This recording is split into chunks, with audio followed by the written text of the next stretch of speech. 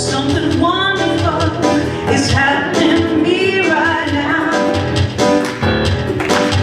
Something wonderful is happening to me right now. I accept things the way they are.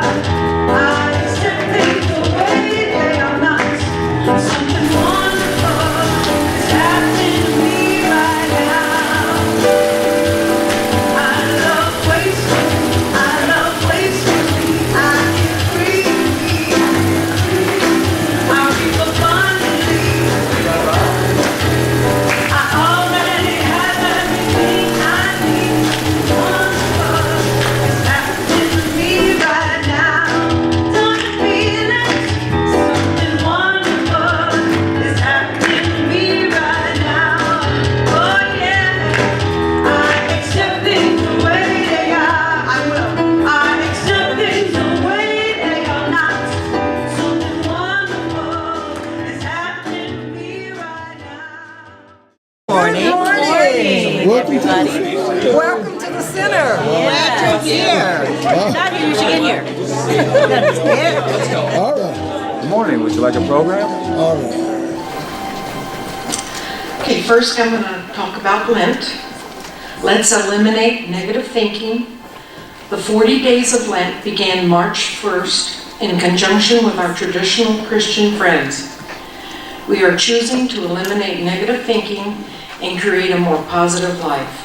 To assist us in the process this year, we are using Dr. Kathy Ann Lewis's book, 40 Days of Freedom, available in the bookstore for $14. We believe that this daily commitment of reading and affirmations will elevate consciousness and serve as preparatory time for the day of renewal.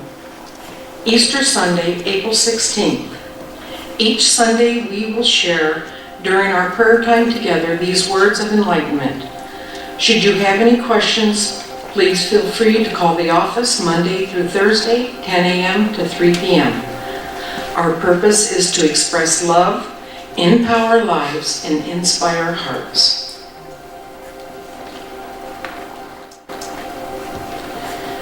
And today is day 26. By the study of spirit, we become acquainted with spirit and realize that the trees are in reality spirit, whispering great secrets of how to be happy and free. Emerson said that we contemplate, we become. As we focus on our spiritual practices and studies, we begin to see things from a spiritual standpoint. Everything is filled with light and life force. Everything is mystically connected to us and everything else. There is a great sense of belonging and connection. The world becomes our sacred scripture. And the affirmation is, today I see with spiritual eyes and behold the world around me with awe. And now I'm going to do a little centering with you, just a center with the one that created everything. So if you'll just sit comfortably in your chair, close your eyes if that's comfortable for you, and take in a gentle breath, a moment to become centered. As you breathe in and out, let go of all concerns. Let go of all tasks. Simply breathe into this moment, this precious present moment. As you continue to breathe in and out, you are renewed simply with your breath. You feel the miracle of life in your body. You notice the miracle of life beating your heart. You feel this energy renewing your body, mind, and spirit. Every moment is a moment of renewal. Every present moment is a new beginning, and let go of anything that troubles you. Feel God's presence unfolding you, uplifting you. Knowing that God is in all situations, Know that you are renewed in this power of oneness with God. You are able to face every experience with a new outlook, a new perspective. God's peace and love saturate you, renew you today and every day. You are renewed with every breath, and all is well. Namaste. Namaste. I ask each of you, loved ones, to just take a gentle breath, breathing in God, that there is only one. I know that there is one power, one presence, one essence. That is God. God is love. The sun, the moon, the stars, the rain, that is all God. God is infinite love and joy and peace, tranquility flowing throughout the universe.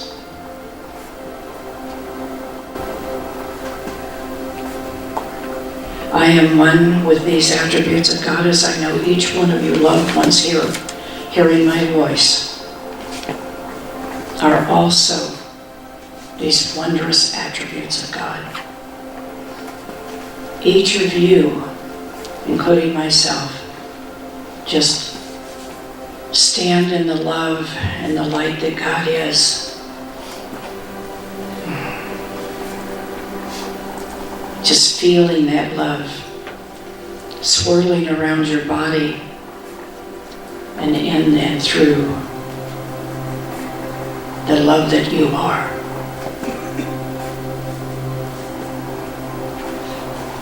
I know right here, right now, today, that this is the most perfect day.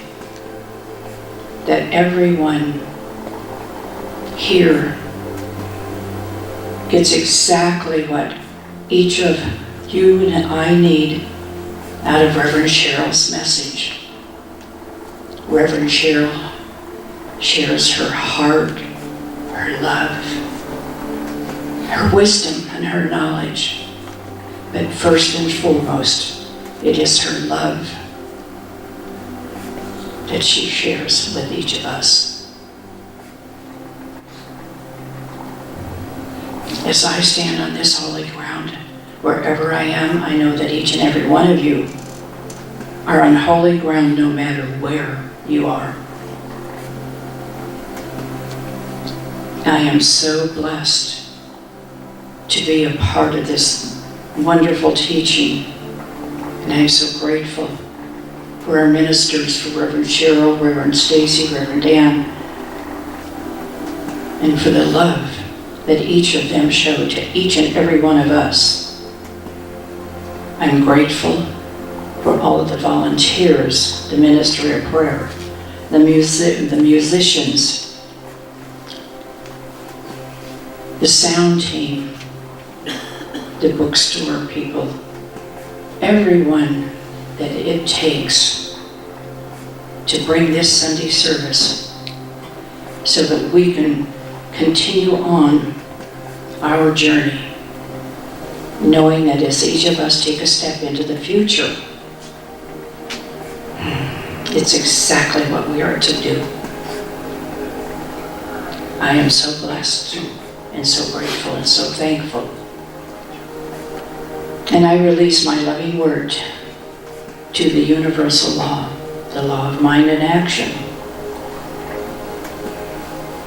And please join me in saying, and so it is. Namaste. Well, I'm Reverend Cheryl, and of course, my two people I told you I love so much is Reverend Dan and Reverend Stacy. We're co-senior ministers and proud to be co-senior ministers here at the Las Vegas Center for Spiritual Living. I can't even tell you how proud we are. You know, what's my talk title? Russell, is aging as a spiritual practice. Now, you know, when I first started preparing for the talk, it was weeks ago, maybe yesterday. My first thought was, how the heck did I get this title? I mean, we talk about it and we go through it and we pick the ones we resonate with. I don't remember resonating with this one at all. You know, I mean, we're the same age, give or take. That's not right. You know, then I remember Dan's talk last week when he mentioned that he was headed towards 60. I thought, oh my God, yes. I never thought of it I never thought about it that way. Never thought about it that way. And it took me also to, you know, I wonder why I had not thought about it even when my mother made her transition. I know because I thought my mother was young. So it never dawned on me, but I know that's when people start thinking about aging and those type of things when their parents, you know, decide to leave this plane. And I thought about that last night. I'm like, you know, I didn't even go there. And 60 never dawned on me. Thank you, Reverend Dan. Thank you. Thank you. Talk about being vulnerable. And then I remember Reverend Stacy's talk about expanding our perception and view of vulnerability. Not only as shame and fear, but the birthplace of joy, love, and creativity. And I think this is a quote that she read from Brene Brown's book, Daring Greatly. Vulnerability is based on mutuality and requires boundaries and trust. It's not oversharing, it's not purging, it's not disclosure, and it's not celebrity-style social media information dumps. Vulnerability is about sharing our feelings and our experiences with people who have earned the right to hear them. Being vulnerable and open to mutual and integral part of the trust-building process. And I think that's what Reverend Dan shared with us last week. He shared with us his, you know, all of his vulnerability. Yeah, he talked about Lil Jackson and, of course, our beloved Reverend Cynthia, who made her transition in August last year. She was our senior minister here. We're so grateful to have come after. I'm telling you. You know, I used to ask my grandmother all the time how annoying I must have been, but she was a sweet, sweet grandmother. And yes, I call her grandmother because she insisted to be called grandmother. No shortcuts, no grandma, no nicknames. Grandmother. She's very formal. And I would ask her, and I think I started asking her in her 60s, are you old yet? Now then I was in my 20s and I said, are you old yet? Are you old yet?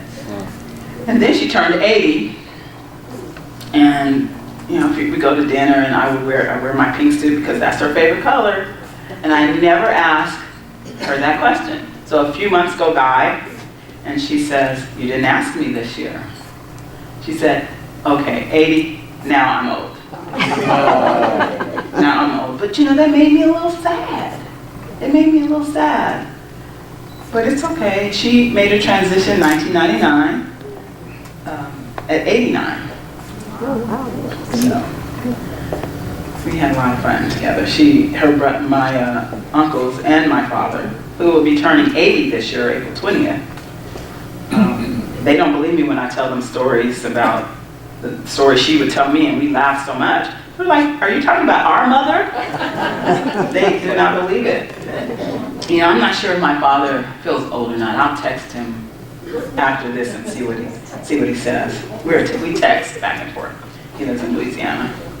You know, we seem to be surrounded by a culture that supports an old paradigm of our diminishing physical and mental capacity.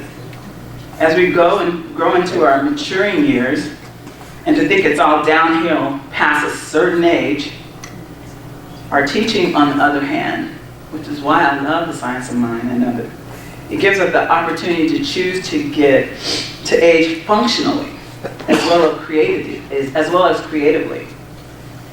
We can actively pursue seeing this time in our lives as one that is full of potential to bring even greater passion, active engagement, and fulfillment into our experiences, right? Now, you know, we have all ages in our community. I don't remember what the average age is, but it's not 55. And that's okay. Because I believe that sharing with all of you, I get so much from each and every one of you. I really do. And of course, there is a book by the same title, Aging as a Spiritual Practice. And there it is in the bookstore at $17. But it's written by Louis Richmond, who is a Zen Buddhist priest and a meditation teacher. Now, Buddhists believe that the first truth of aging is also the first truth of Buddhist teaching, and that is everything changes. Everything changes. On page 6, I think it was, I saw it. Everything changes, but the truth has two sides. It is true that everything we love is destined to change, age, and pass away. But it is equally true that every moment brings with it new possibilities. He's a meditation teacher also, so he would his breathing technique was every breath new changes, every breath new changes. So if we say that everything changes, we should also add that everything is workable. Maybe especially our old age. You know, I mean, certainly you all don't think that I was born with this colored hair, right? And I know that each and every one of you can think of a million things that have changed in your life, in your lifetimes. But it's a good thing.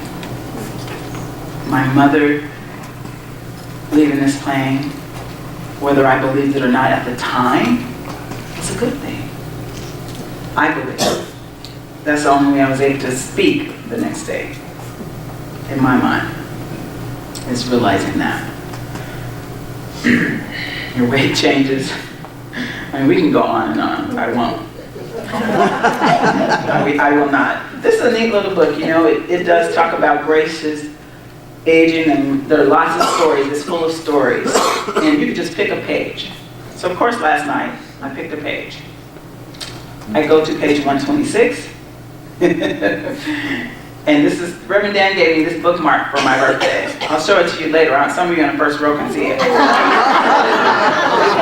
It says, reading is hot.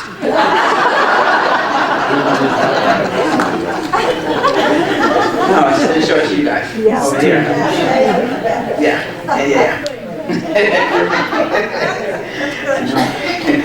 And he has a book in his hand. Really. Fear of losing one's mind. Anytime people over 60 can't think of a word or name or wonder where they left their glasses, keys, the thought of Alzheimer's rears its head. They joke about it as a senior moment. But fear lurks beneath that humor. It does. Of course. I want to tell you to stop it. Okay? Stop it. Another part of this, when I open this page, coping strategies. The point of all the stories in this book, he says, is that fear, which is all we're talking about, fear is a regular part of life. And certain fears are particular to the second half of life. The only compensating factor is that by the time we are over 50, we have had a lot of practice. Facing our fears is one part of coping, but so is denial and compartmentalization. One psychiatrist he knows said, he calls denial a real blessing. Without it, he says, we probably couldn't survive what life throws at us. So it's a nice little book if you want to pick that up. But, Science of Mind has some nice quotes too.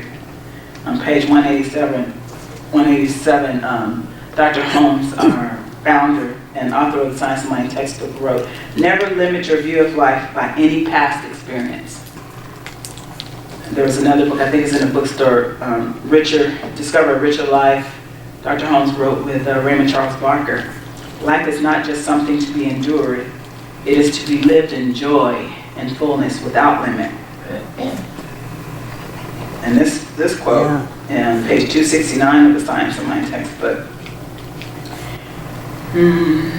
anything that will enable us to express greater life, greater happiness, greater power, so long as it does not harm anyone, must be the will of God for us. As much as one can conceive will become a part of their existence. The definition of the will of God for us is the will of God is defined as everything that expresses life without harm. That is how we, Science of Mind, view the will of God. Now we need to examine, I don't want to say we need, it's a good idea.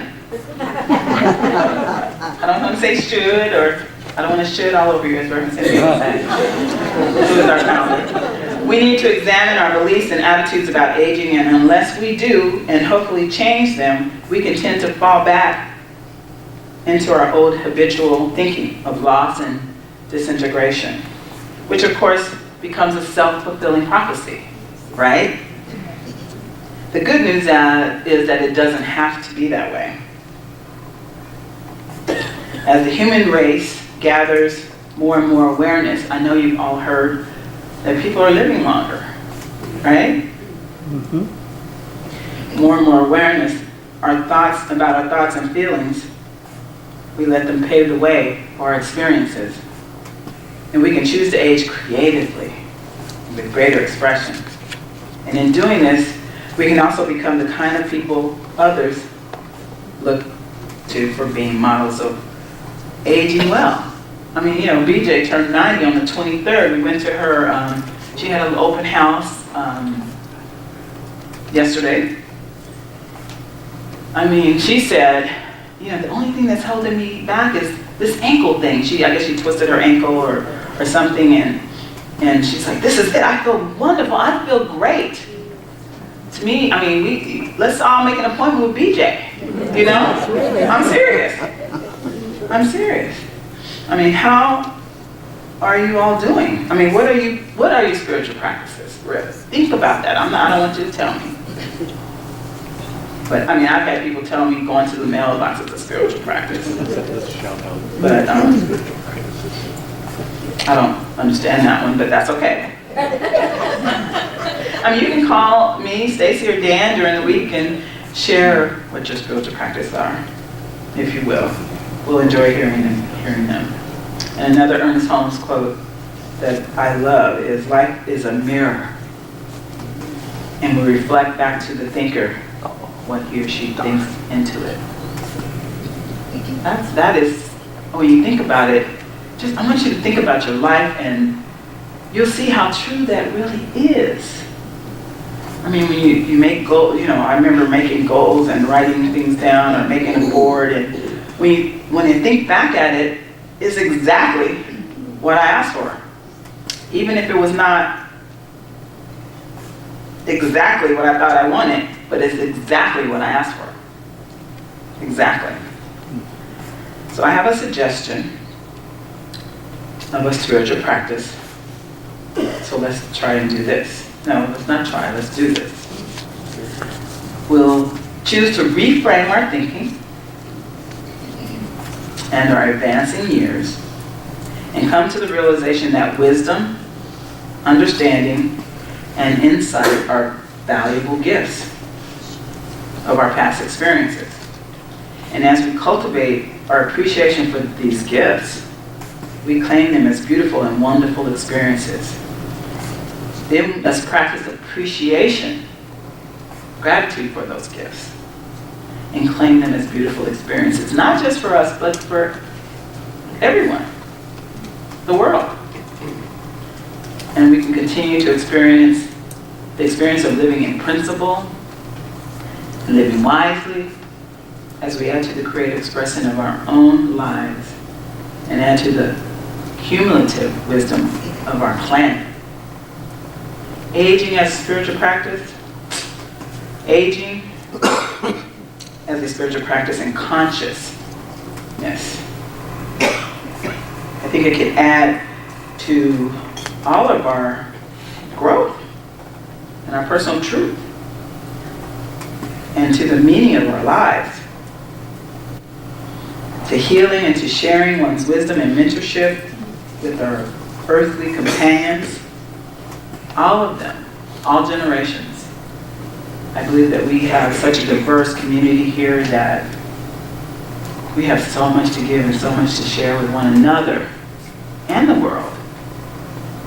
And I think that if we practice that as a spiritual practice, that to me is aging as a spiritual practice. To me, this community, not just me headed towards 60, is a spiritual practice. Because, I believe coming here on Sunday, loving you all up, getting all my hugs, is certainly a spiritual practice to me. So let's do that, okay? And I want you to remember that, and call me and tell me what your spiritual practice is. I'll tell you if I believe you. Thank you so much. All right, everyone. Let's breathe in love and peace and joy. Let's just breathe out the same.